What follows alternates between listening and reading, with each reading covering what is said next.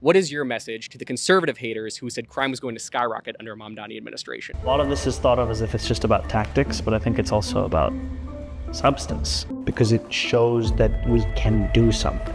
The city says it has filled over 100,000 potholes. But I do like his pothole politics. The man in the first 100 days, Dana, filled 100,000 potholes in New York City. That's the kind of mayor I want. A mayor who fills holes. Oh my God, bro. Oh, hell no, man. What the fuck, man? Never stop chasing your dreams, folks. Because a couple weeks ago, I highlighted how MAGA-minded fiscal conservatives were whining about New York City Mayor Zohran Mamdani like this. And wouldn't you know, Mayor Mamdani took notice and granted Really American an exclusive interview to talk about the historic accomplishments of his first 100 days, as well as how his haters are taking it. What would you say to Elon Musk about waste, fraud, and abuse? And I am so excited to share this with y'all, not only to further highlight his historic first 100 days, but also to help him say what he's a little too politically polite to by humbling and humiliating his haters in a way that only Really American can. A mayor who fills holes. Mm-hmm. Do you want to take that one, Greg?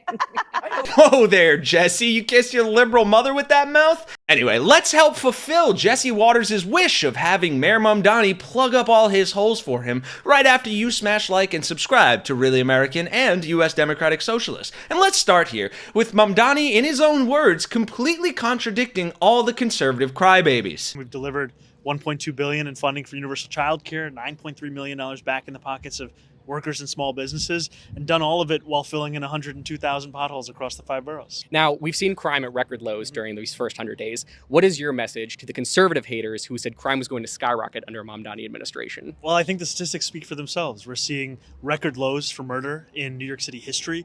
Staten Island has gone more than 180 days now without a murder, and we're seeing joint record lows for shootings across our city. All of this shows that our approach to public safety is working, and that this is the city where our best days are still in front of us. Yeah, and like logical, well-informed citizens, you neither have to or should take Mamdani's word for it, though it is all verifiable. Major crime is down 8% citywide, burglary is at a record low, and retail theft is down 25%. So naturally, Fox News had to find something else to complain about to get their white boomer base both raving mad and simultaneously rock hard. Next year begins a new era of fast and free buses. Mayor Mamdani now says free buses won't happen for this year at least. He told Politico, quote, "I'm absolutely committed to making buses fast and free, and we're encouraged by the conversations we're having with the governor and legislative leaders to take action on that 2026 as a first step."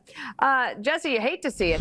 No free buses. Yeah, so I asked AI, who's done this before? Yeah, what a great start. The Fox News host admits he asked AI about free buses. You know, the technology that's notorious for feeding into people's greatest delusions and gaslighting into continuing their own confirmation bias. So it's no wonder he got this as a response. And the only city in the country that's done this is Kansas City. And Kansas City did it in 2020, and they just reinstated fares. Why? Because they lost so much money and because of passenger behavior. It became a homeless shelter on wheels. That's what's going to happen in New York City. But I do like his pothole politics. The man in the first 100 days, Dana, filled 100,000 potholes in New York City. That's the kind of mayor I want. A mayor who fills holes. Mm-hmm. Do you want to take that one, Greg? But ironically, just like most of these conservative crybabies with their sexuality, especially those of the white male variety, they don't know what to do with Zohran Mamdani. Jesse wants Zohran to fill his holes, but that led to this incredibly lazy and easily disprovable argument from Greg, Goat Fucker, his name is just so hard to pronounce. This has got to be confusing to Zohran's backers. They were told they get free buses. How hard is that? Just make them free. People can get on them. You don't have to pay for it. What's the problem?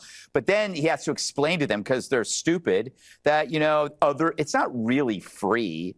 other people pay for it, like your neighbors, your boss, your landlord. Pretty soon they're going to leave, and then you're really screwed. You'll not only be walking to work, you won't be walking to work because you won't have a job. Yeah, first off, while you're busy trying to not have all your holes filled by Jesse Waters there, how about you try putting some respect on Zohran's name, Greg Gutfuck? He's your mayor, so maybe learn some pronunciation, because you had no problem with this word. We need to learn from the blacks the way they were able to remove the power from the N-word by using it. So from now on, it's what up, my Nazi? Hey, what up, my Nazi? Oh my God. Hey, what's hanging, my Nazi? I think old Greg here needs to stop drinking so much Baileys from a shoe. Because first and foremost, he looks like shit. And second off, he sounds like it too. I think Zohran is harmful to civil society because he looks at whites and Asians who already pay a vast, disproportionate sum of taxes relative to the percentage of the population, which all goes to these corrupted social programs. Yeah, your whole waste, fraud, and abuse bullshit, socialist, fear-mongering bullshit. Turns out, guess what? It's all fucking bullshit. Now, you've been proving a lot of people wrong. One of those people is Elon Musk, who called you a charismatic swindler. But you, the Democratic Socialist, managed to actually cut waste, fraud, and abuse, like a $9 million McKinsey contract that was mostly going to high-priced consultants. Doge, on the other hand, was pretty much a complete failure. What would you say to Elon Musk about waste, fraud, and abuse?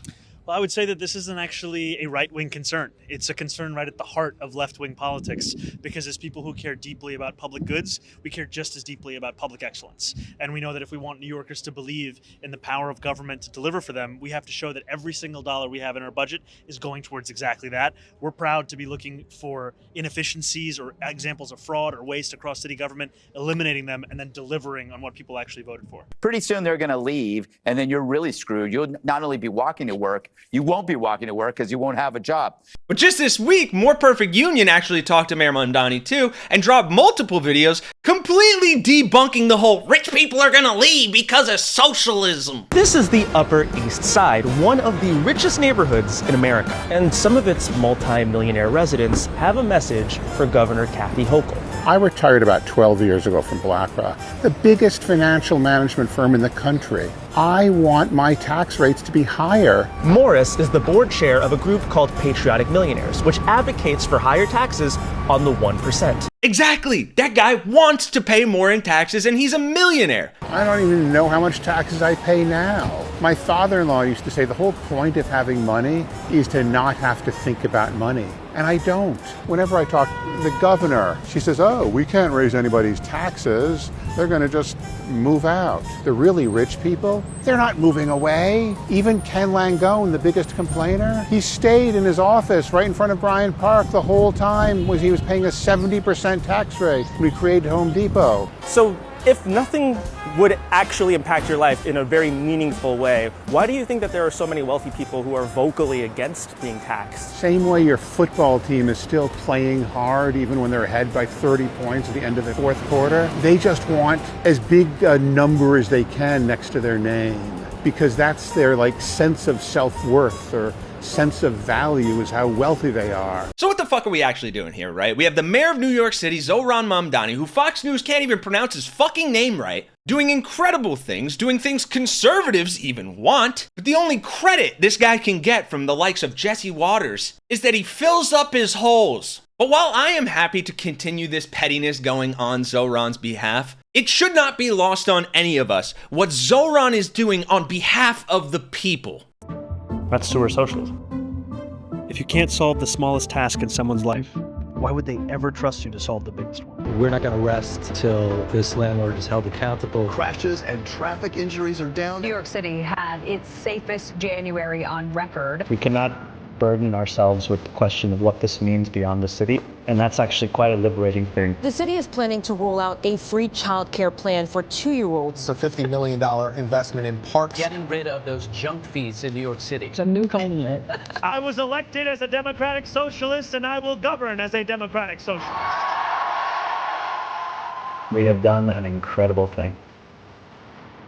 But please, Fox News, by all means, keep critiquing socialism while your dementia-laden dipshit Weekend at Bernie's Dozy Don president posts AI pictures of himself as Jesus, claiming he just thought he was a doctor, then orders DoorDash McDonald's to the fucking White House for a photo op. Fox News, you're so pathetic. If I didn't hate you so fucking much, I'd actually feel bad for you. And with that, do me a favor, folks. I would love for this to get on Fox News' radar. We already made it to Zohran's radar, so if you could do us the favor of helping by smashing that like button, leaving a comment, letting me know your favorite part, letting me know your favorite jokes about the mispronunciation of Jesse Waters or Greg, fill my gut with your Greg Gutfeld's name. Anyway, for Really American and U.S. Democratic Socialists, I am Kenny Hesse, and we will see you guys in the next one.